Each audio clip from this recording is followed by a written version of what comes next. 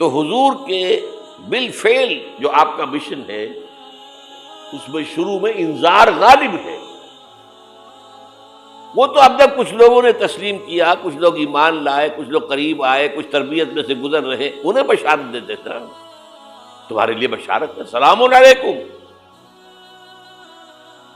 یہاں تک کہا گیا ہے نبی یہ جو ہمارے مومن بندے آپ کے پاس آتے ہیں وَخْفِضْ جَنَاحَكَ لِلْمُؤْمِنِينَ، ذرا اپنے کندھوں کے ان کے سامنے جھکا کر رکھا کیجیے، ان پر شفقت کیجیے، ان سے محبت کے ساتھ پیش آئیے.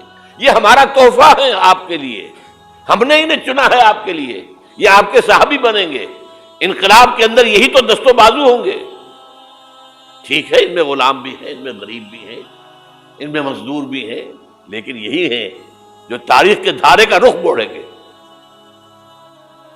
پھر بشارت کا دور آیا ہے بعد میں، شروع میں تو انذار ہے.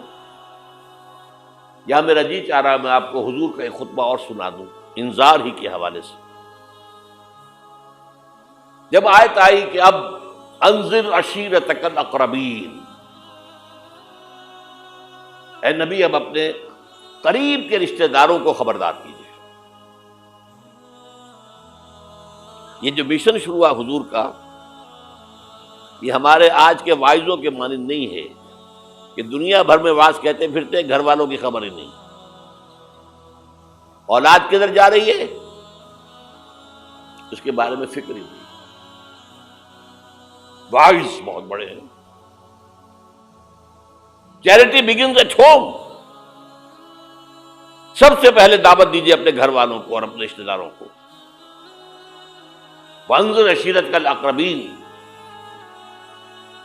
تو حضور نے حکم دیا حضرت علی کو رضی اللہ تعالی عنہ، علی ایک دعوت طعام کا بندوبست کرو اور سب بنی ہاشم کو بلا دو. بنو ہاشم میں زیادہ قریبی رشتہ دار.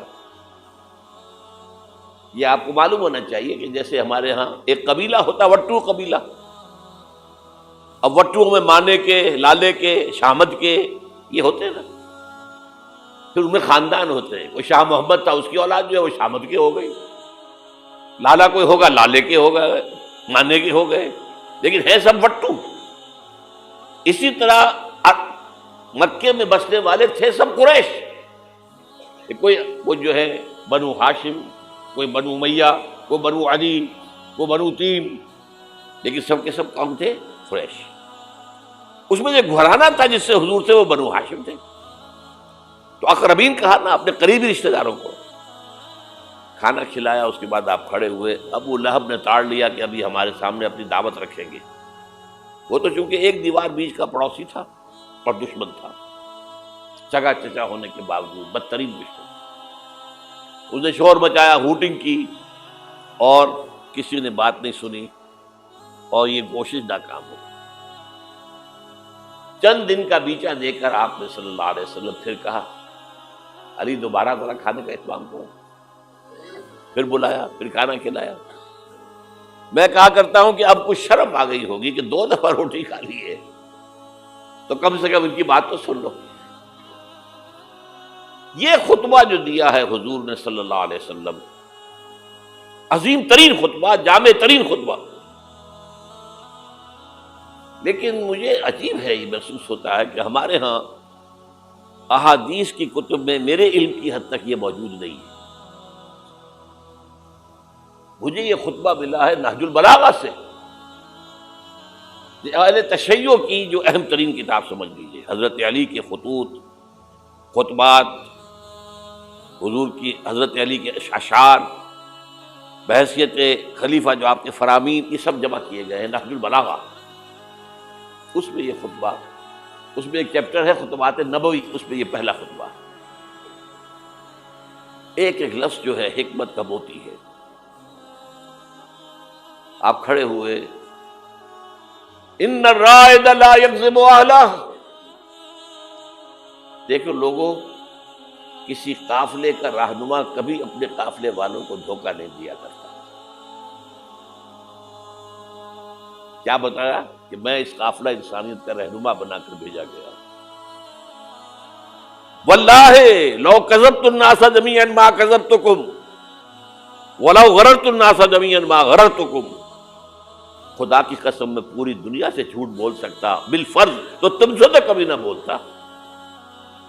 You are my kith and kin. اور اگر میں پوری دنیا کو دھوکہ دے سکتا بالفرض تو تمہیں تو کبھی نہ دیتا. یہ تمہید ہو گئی. 3 جملے. چوتھے جملے میں ایمان باللہ ایمان بالرسول دونوں آ گئے. واللہ الذی لا الہ الا ھو انی لرسول اللہ الیکم خاصۃ والی الناس کافۃ. قسم ہے اس اللہ کی جس کے سوا کوئی الہ نہیں. توحید آ گئی. میں اللہ کا رسول ہوں تمہاری طرف خاص طور پر اور پوری دنیا کی طرف عام طور پر. اب جو جملے آ رہے ہیں وہ سارے انذار آخرت پر ہیں. واللہ لتموتن کما تنامون. خدا کی قسم تم سب پر موت آئے گی جیسے کہ روزانہ رات کو سو جاتے ہو. ثم لتبعثن کما تستيقظون. پھر ایک صبح ہوگی جب اٹھا لیے جاؤ گے جیسے کہ روزانہ صبح بیدار ہو جاتے ہو. وہ صبح قیامت بھی آئے گی. اور کبھی آپ نے نوٹ کیا بیداری کے وقت کی دعا مسنون کون سی ہے؟ الحمدللہ الذی احیانی بعدما اماتنی والیہ النشور. اللہ کے حمد، اس کی تعریف، اس کا شکر جس نے مجھے دوبارہ زندہ کر دیا اس کے بعد کہ مجھ پر موت طاری ہو گئی تھی.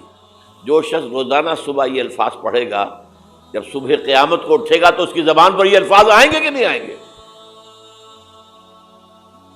الحمدللہ الذی احیانی بعدما اماتنی والیہ النشور. واللہ لتموتن کما تنامون ثم لتبعثن کما تستيقظون ثم لتحسبن بما تعملون. پھر حساب کتاب لیا جائے گا جو کچھ تم کر رہے ہو اس کا. ثم لتجزون، پھر لازماً جزا دی جائے گی. بالاحسان احسانا وبالسوء سوءا. اچھائی کا اچھا بدلہ، برائی کی بری سزا. وانھا لجنۃ وبدا او لنار ابدا. اور وہ کیا ہے؟ یا ہمیشہ ہمیشہ کے لیے جنت اور یا ہمیشہ ہمیشہ کے لیے آگ. اللہ اسے ہمیں بچائے. سبحی نفسی وصلی عند سطر العادیات